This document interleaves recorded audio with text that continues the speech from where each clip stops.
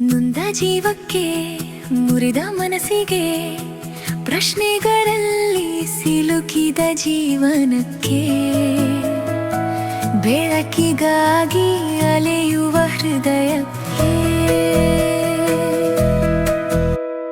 ಸತ್ಯವೇದದಿಂದ ಹೃದಯಕ್ಕೆ ಒಂದು ಮಾತು. ಆತ್ಮೀಯರೇ, ಮತ್ತೊಮ್ಮೆ ಹೃದಯಕ್ಕೊಂದು ಮಾತು ಕಾರ್ಯಕ್ರಮಕ್ಕೆ ಸ್ವಾಗತ. ಇಂದು ನಾವು ನೋಡಲಿರ್ತಕ್ಕಂಥ ದೇವರ ವಾಕ್ಯ ಆದಿಕಾಂಡ 7ನೇ ಅಧ್ಯಾಯ 1ರಿಂದ 16ನೇ ವಚನದವರೆಗೆ. ಪ್ರಿಯರೇ, ಇಂದಿನ ಸಂಚಿಕೆಯನ್ನು ಒಂದು ಪ್ರಶ್ನೆಯೊಂದಿಗೆ ಪ್ರಾರಂಭಿಸುತ್ತೇನೆ. ನಾವು ದೇವರು ಎಚ್ಚರಿಸಿದಾಗಲೇ ನಂಬುತ್ತೇವಾ ಅಥವಾ ಮಳೆ ಬಂದ ನಂತರ ನಂಬುತ್ತೇವಾ? ಪ್ರಿಯರೇ, ಇಂದು ನಾವು ನೋಡಲಿರ್ತಕ್ಕಂಥದ್ದು ನೋಹನ ಕತೆ. ಅಂದರೆ ನೋಹನ ಕತೆ ಈಗ ನಿರ್ಣಯಕ್ಕೆ ಬಂದಿದೆ ಪ್ರಿಯರೇ. ಆ ಸನ್ನಿವೇಶವನ್ನು ಗಮನಿಸುವುದಾದರೆ ಪ್ರಿಯರೇ, ನೌಕೆಯು ನಿರ್ಮಾಣವಾಗಿದೆ, ಸಮಾಜ ಇನ್ನೂ ತನ್ನ ಕೆಲಸಗಳಲ್ಲಿಯೇ ತೊಡಗಿಕೊಂಡಿದೆ, ಆಕಾಶವು ಇನ್ನೂ ಸ್ವಚ್ಛವಾಗಿದೆ. ಆದರೆ ಇಂಥ ಸಂದರ್ಭದಲ್ಲಿ ದೇವರು ಒಂದು ಮಾತನ್ನ ಹೇಳುತ್ತಾರೆ, ನೀನು ಮತ್ತು ನಿನ್ನ ಮನೆಯವರು ನೌಕೆಯನ್ನ ಪ್ರವೇಶಿಸಿರಿ ಎಂಬುದಾಗಿ. ಇಲ್ಲಿ ಒಂದು ಪ್ರಾಮುಖ್ಯವಾಗಿರುವಂಥ ಒಂದು ವಾಗ್ದಾನ ಅಥವಾ ವಾಕ್ಯ ಬರುತ್ತದೆ ಪ್ರಿಯರೇ. ನಾನು ನಿನ್ನನ್ನು ಈ ತಲೆಮಾರಿನಲ್ಲಿ ಧರ್ಮಾತ್ಮನೆಂದು ಕಂಡೆನು ಎಂಬುವಂಥ ಮಾತು ಗಮನಿಸಿ. ಇದು ಜನರ ಅಭಿಪ್ರಾಯವಲ್ಲ ಪ್ರಿಯರೇ, ಇದು ದೇವರ ಒಂದು ಸಾಕ್ಷಿಯಾಗಿದೆ. ಸಾಮಾಜಿಕ ಮೆಚ್ಚುಗೆ ನಿಜವಾದ ಧರ್ಮಾತ್ಮತೆ ಅಲ್ಲ ಪ್ರಿಯರೇ. ದೇವರ ದೃಷ್ಟಿಯಲ್ಲಿ ಸರಿಯಾಗಿರುವುದು ಮಾತ್ರ ನಿಜವಾದ ಧರ್ಮಾತ್ಮತೆ ಆಗಿದೆ. ನಂತರ ದೇವರು ಇನ್ನೊಂದು ಸೂಚನೆಯನ್ನು ಕೊಡುತ್ತಾರೆ, ಇನ್ನು 7 ದಿನಗಳಲ್ಲಿ ಮಳೆ ಬರುತ್ತದೆ ಎಂಬುದಾಗಿ. ಪ್ರಿಯರೇ, 7 ದಿನಗಳಲ್ಲಿ ನೋಹನು ಈಗಾಗಲೇ ನೌಕೆಯೊಳಗಿದ್ದಾನೆ, ಆದರೆ ಮಳೆ ಇನ್ನ ಬಂದಿಲ್ಲ. ಈ 7 ದಿನಗಳು ಇದು ಒಂದು ನಂಬಿಕೆಯ ಪ್ರಶ್ನೆಯಾಗಿರುತ್ತದೆ ಪ್ರಿಯರೇ.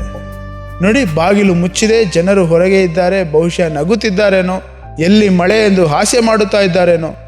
ಆದರೆ ಇಲ್ಲಿ ಆಳವಾಗಿರುವಂಥ ಒಂದು ಸತ್ಯ ಅಡಗಿದೆ ಪ್ರಿಯರೇ. ವಿಧೇಯತೆ ಅನ್ನುವಂಥದ್ದು ಮಳೆ ಬಂದ ನಂತರ ನಂಬುವುದು ಅಲ್ಲ ಪ್ರಿಯರೇ. ಮಳೆ ಬರುವುದಕ್ಕಿಂತ ಮೊದಲೇ ಅವನು ನಂಬಿ ಆ ಕೆಲಸದಲ್ಲಿ ತೊಡಗಿಸಿಕೊಳ್ಳುವುದು. ಪಾಠ ಪದೇ ಪದೇ ಮರು ಹೇಳುವಂಥ ಮಾತು, ನೋಹನು ದೇವರು ಅವನಿಗೆ ಆಜ್ಞಾಪಿಸಿದಂತೆಯೇ ಮಾಡಿದನು ಎನ್ನುವಂಥ ಮಾತು. ಇದು ಸಣ್ಣ ವಿವರ ಅಲ್ಲ ಪ್ರಿಯರೇ, ಇದು ಈ ಕಥೆಯ ಒಂದು ಹೃದಯದ ಭಾಗವಾಗಿದೆ. ಅಂದರೆ ನೋಹನ ಒಂದು ವಿಧೇಯತೆ ಭಾಗಶಃ ವಿಧೇಯತೆ ಅಲ್ಲ ಪ್ರಿಯರೇ, ಇದು ಸಂಪೂರ್ಣವಾದಂಥ ವಿಧೇಯತೆ ಆಗಿದೆ.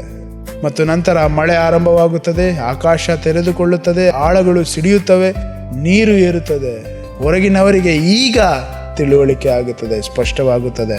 ಆದರೆ ಸಮಯ ಕೈಮೀರಿ ಹೋಗಿರುವುದರಿಂದ ಇದು ತುಂಬ ತಡವಾಗಿರುವಂಥ ಒಂದು ಅರಿವು.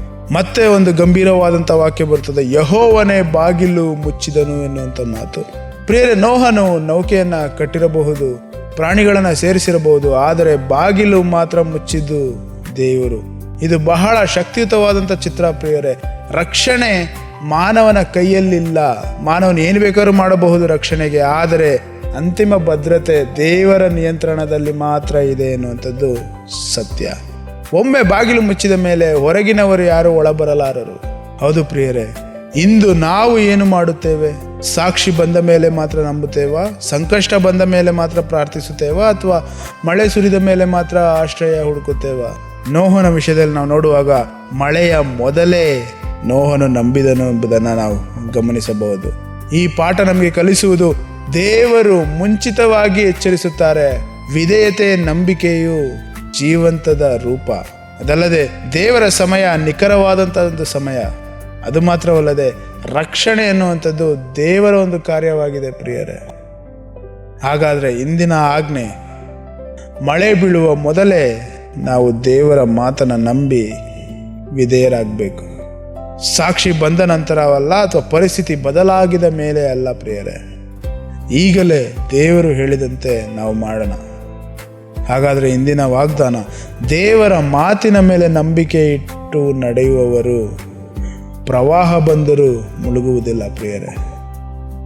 ಹಾಗಾದರೆ ಇದು ನಾವು ನೆನಪಿಟ್ಟುಕೊಳ್ಳೋಣ. ಇಂದು ನಾವು ಯಾವ ಬದಿಯಲ್ಲಿ ನಿಂತಿದ್ದೇವೆ? ಇಂದು ನಾವು ಯಾವ ಬದಿಯಲ್ಲಿ ನಿಂತಿದ್ದೇವೆ? ಇದನ್ನು ಮೆಲುಕು ಹಾಕುತ್ತಾ, ನಮ್ಮನ್ನು ನಾವು ಪರೀಕ್ಷೆ ಮಾಡಿಕೊಳ್ಳುತ್ತಾ ಮುಂದಿನ ಸಂಚಿಕೆಯಲ್ಲಿ ಭೇಟಿಯಾಗೋಣ. ಅಲ್ಲಿಯವರೆಗೆ ದೇವರ ಮಾತಿನ ಮೇಲೆ ನಂಬಿಕೆಯನ್ನು ಇಟ್ಟು ನಾವು ನಡೆಯೋಣ. ಆಮೇನ್. ನೊಂದ ಜೀವಕ್ಕೆ ಮುರಿದ ಮನಸ್ಸಿಗೆ ಬೆಳಕನ್ನು ಹುಡುಕುವ ಹೃದಯಕ್ಕೆ ಸತ್ಯವೇದದಿಂದ ಹೃದಯಕ್ಕೆ ಒಂದು ಮಾತು